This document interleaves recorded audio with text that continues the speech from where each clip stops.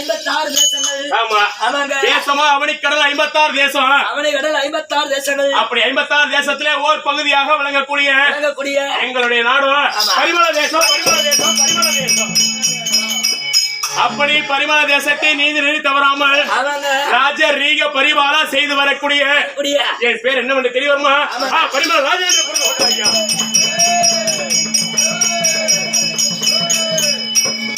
அப்படி நான் பரிமள ராஜனாக பிறந்து வணக்கம். இது அப்ப போட்ட ரோடுங்க, சிமெண்ட் ரோடுங்க.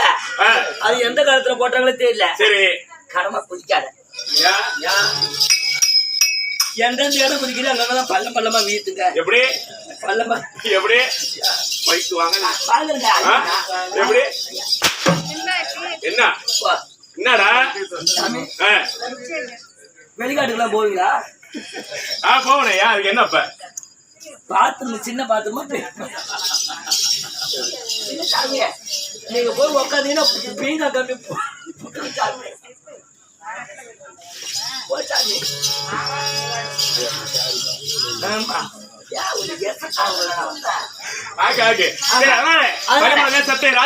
செய்து வரக்கூடிய என் பேர் பரிமள ராஜேந்திர பிறந்தாரையா.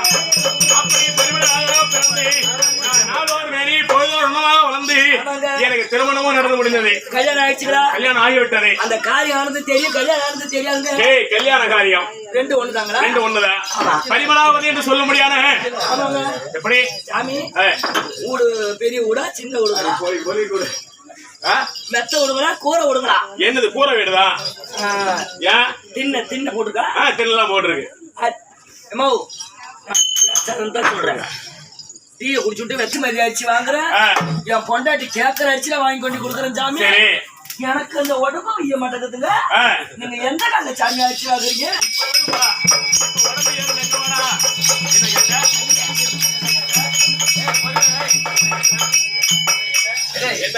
எந்த கால அடிச்சு வாங்குறீங்க? நியாய விலைக்கடை. இல்ல அந்த அநியாய விலை கடையா? ரேஷன் கடை. ரேஷன் கடை அடிச்சா இப்படி உப்புத்து? ஆமா. ஏன் என்ன காரணம்? இப்படி திரும்புக.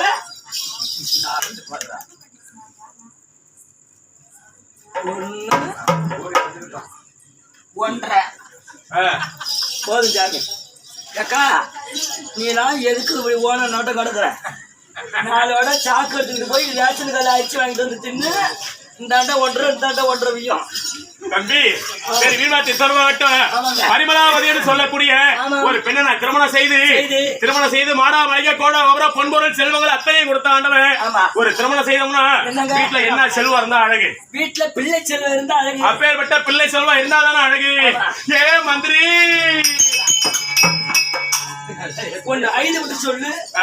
ஏன் இவர என் கஷ்டத்தை நினைச்சு நான் அழுவ. எதுக்கா இவர என் கஷ்டத்தை நினைச்சு நான் அழுவுறேன். என்ன கஷ்டம் சொல்லிட்டு அழுவிட்டு சொல்றேன். என்ன கஷ்டம்? என்ன கஷ்டம்னு கேக்குறியா? சொல்லு. எப்பா ஒரு மனைவியை திருமணம் செய்தோம்னா வீட்டுல என்ன செல்வம் இருந்தா அழகு? பிள்ளை செல்வம். பிள்ளை செல்வம் இருந்தாதான் அழகு.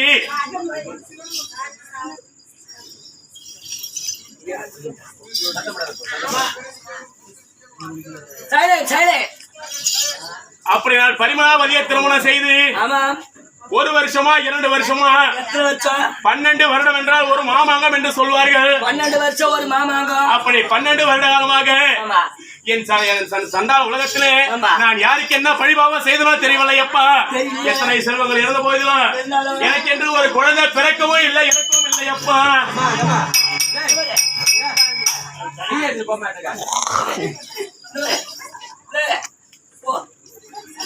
அங்க என்ன ஏறு ஓட்டு பயிர நடத்து டீ கொஞ்சம் கொடுக்குறாங்க. கல்யாணம் எத்தனை வச்சாச்சு? 12 வருடம். 12 வருஷமா நீ எங்க போன? உன் பொண்டாட்டி எங்க இருந்து? 2 பேரும் வீட்லயே தான் இருந்தோம். வீட்டுல இருந்துட்டு என்ன பண்ணீங்க? புள்ள இல்ல நல்லா எல்லா வேலையும் செய்யற வேலை செஞ்சு தானே இருந்தோம். உனக்கு இருக்காது சாமி. ஏன் என்ன காரணம்? ஏன்டா உனக்கு புள்ள இருக்காது? ஏன்டா என்னடா காரணம்?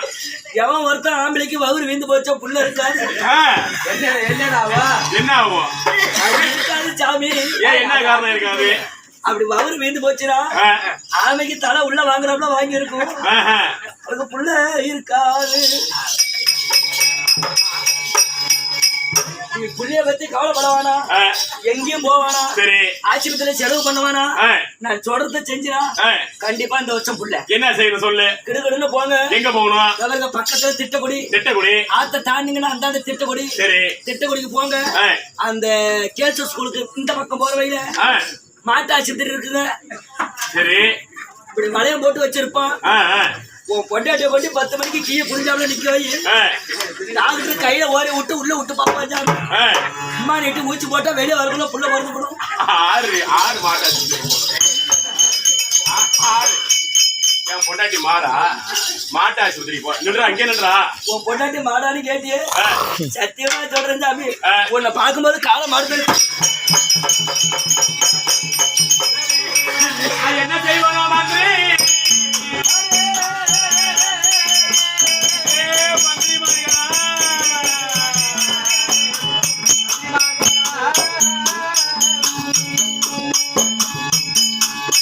எனக்கு இந்த காலி மதிக்கும் என் மந்திரி மாறியாரா.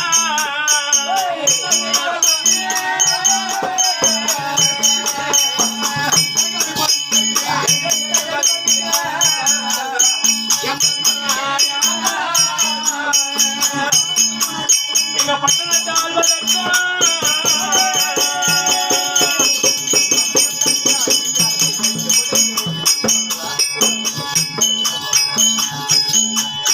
ஒரு பாலகனும் இல்லையே என் மந்திரி மாறியாரா.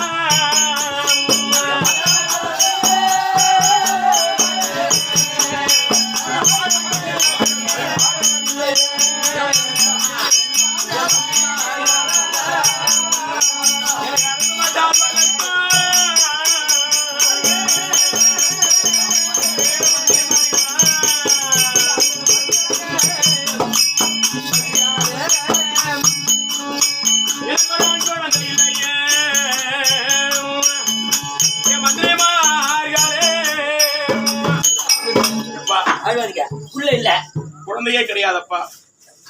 அங்க பின்னாடி கொஞ்சம் சத்தம் இல்லாதீங்க, சத்தம் இல்லாதீங்க. புள்ள இல்ல இல்லப்பா சுத்தமா இல்ல கிடையாது. எத்தனை பொண்டாட்டி? ஒரு மனைவிக்கு 2 மனைவியர் திருமணம் செய்து 2 பொண்டாட்டி கட்டி புள்ள இல்ல. இல்லப்பா ஒண்ணு கூட இல்ல. ஒண்ணுமே இல்ல. இம்மோண்டு இல்லையே. அது என்ன இம்மோண்டுனா அதுல என்ன இதாடா? புள்ளையே இல்ல. இல்ல இல்ல. உன் பொண்டாட்டிக்கு புள்ள வேணாம். என் உயிரா போன இந்த இன்னைக்கு கொடுக்க சொல்றேன் போ. என் உனக்கு ஒண்ணு நான் புள்ள கொடுக்க கூப்பிட்டேன்.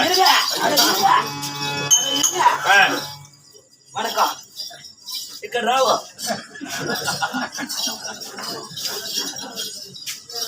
பன்னெண்டு வருஷம் ஆச்சா ஒரு மாமாங்க.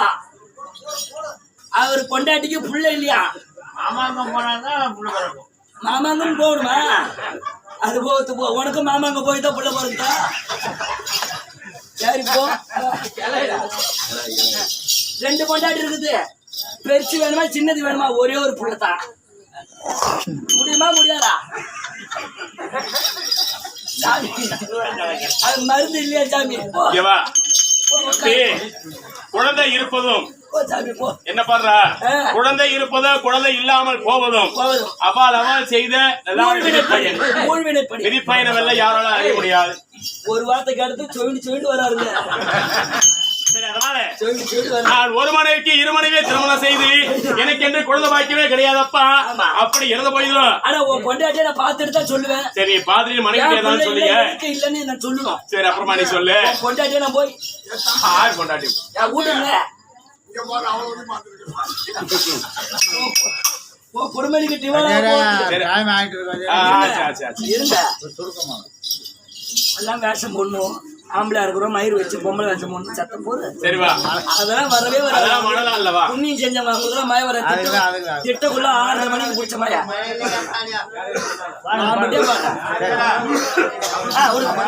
அதனால